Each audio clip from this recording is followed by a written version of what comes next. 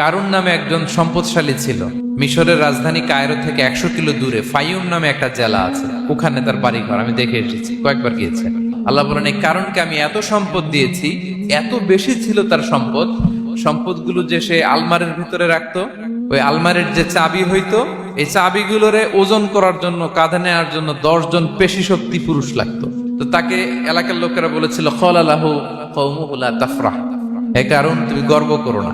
কারণ তাকে বলছিল মুসা আলাইহিস সালাম জাকাত দাও, সে বলতেছে আমি জাকাত দিব কেন, এই সম্পদ তো আমার। ইন্নামা উতিতুহু আলা ইলমিন ইনদি, আমি আমার বুদ্ধি খাটায় এই সম্পদ কামাইছি, আমার সম্পদ আমি খাবো, আমি জাকাত দিব কেন? আল্লাহ বলেন, ইন্নাল্লাহা লা ইউহিব্বুল ফারিহিন, কারণ তুমি অহংকার করলে আমি আল্লাহ অহংকারকে বরদাস্ত করি না, অহংকারীদেরকে আমি আল্লাহ পছন্দ করি না।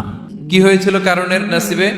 আল্লাহ বলেন, সে যখন অহংকার দেখালো, আমি কারুনকে আর কারুনের সব সম্পদ মাটির ভেতরে দাবিয়ে দিলাম মুহূর্তেই।